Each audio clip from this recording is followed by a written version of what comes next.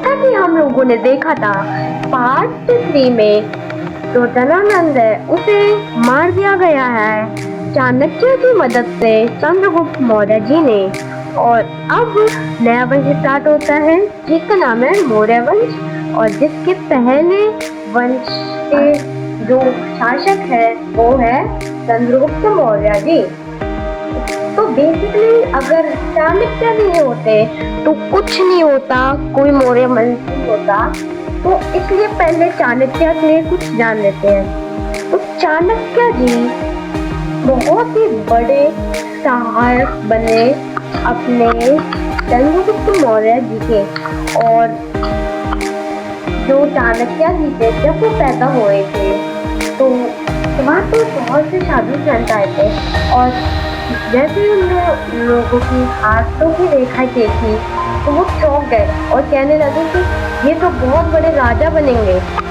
तो फिर उनके माता पिता जिनके पिता का नाम चाणक्य था, तो वो चिंतित हो गए और बोलने लगे ये हमें नहीं, हम लोग नहीं चाहते कि हमारे बेटा राजा बने, हम चाहते हैं कि हमारा जो बेटा है वो राजा का सहायक या साधु संत बने। तो इस इच्छा को पूरा करने के लिए साधुओं ने उससे दांत उखाड़ दिया और इससे संभव हो पाया कि वो राजा नहीं, राजा के सहायक बने। तो बेसिकली ये जो मौर्य वंश है इसमें तीन राजाओं थे। तो पहले राजा का नाम है हमारे चंद्रगुप्त जी, और दूसरे राजा का नाम है बिंदुसारा, और तीसरे राजा का नाम है अशोका द ग्रेट। तो आगे देखते हैं कि क्या हुआ था और कब कैसे कहाँ पे इन राजाओं की डेथ हुई और कब कैसे ये वंश एंड हुआ। तो सबसे पहले चंद्रगुप्त जी पे आते हैं। मैंने आप लोगों को बता दें कि उन्हें चाणक्य की वजह से बिंदुसार धनानंद को मार डाला है और खुद राजा बन गए, मौर्य वंश की स्थापना की। तो अब वो बहुत बड़े राजा बने और बहुत ही डेवलपमेंट्स आई। लेकिन पर एक दिन क्योंकि उन्होंने एक फास्ट रखा था और उस फास्ट में उन्होंने कई महीनों तक खाना ना पीना छोड़ दिया था, तो इस कारण उनकी हत्या नहीं मौत हुई।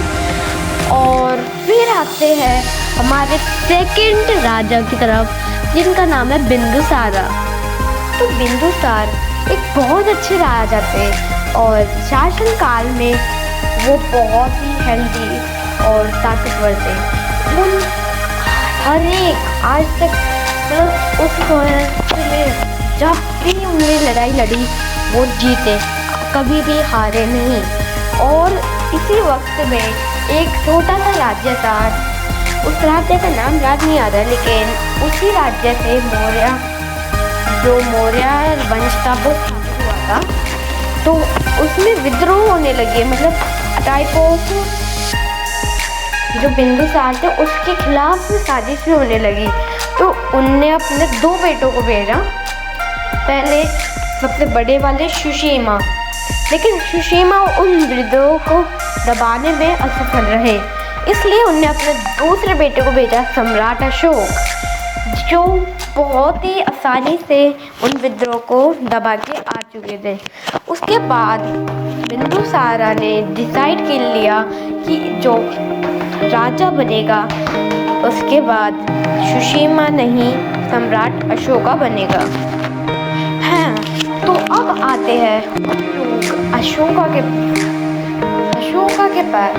तो अशोका जब राजा बने तो उन्होंने सबसे पहले इतना बड़ा जो जनपद था यार उसे कैसे संभाले ये सोचा, और उनने जगह जगह पे छोटे छोटे राजा कर दिए, क्योंकि अलग अलग जगह पे उनका अलग अलग रिलीजन होता है और रिलीजन अलग अलग चीज़ों को मेंटेन करके रखता है दूसरे धर्म से। तो इस वजह से उन लोगों ने उसी धर्म के राजा को वहाँ पे बनाया जिस धर्म का वो एरिया था।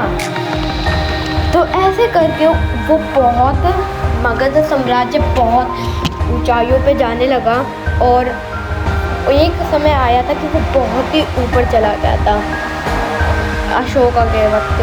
और अशोका के वक्त ही जो 3 लॉयंस होते हैं ना, जो हर वक्त लगे रहते हैं गवर्नमेंट के सीट के आगे, तो वो भी उन्हीं ने बनाए थे, the great 3 lions of India.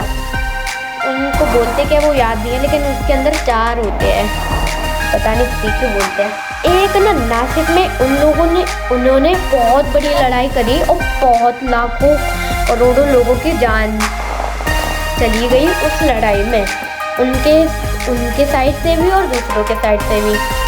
तो तभी उन्होंने डिसाइड कर लिया कि ये तो बहुत बुरा होता है आजकल, तो अब मुझे नहीं करना और ऐसी लड़ाई। और फिर उन्होंने धीरे धीरे जो अपना सारा राजपाट था वो दान करना शुरू कर दिया। और एक वक्त में उन्होंने बुद्ध धर्म अपना लिया और सारा राजपाट अपना दान कर दिया और बुद्ध धर्म में शांति लेने के लिए चले गए।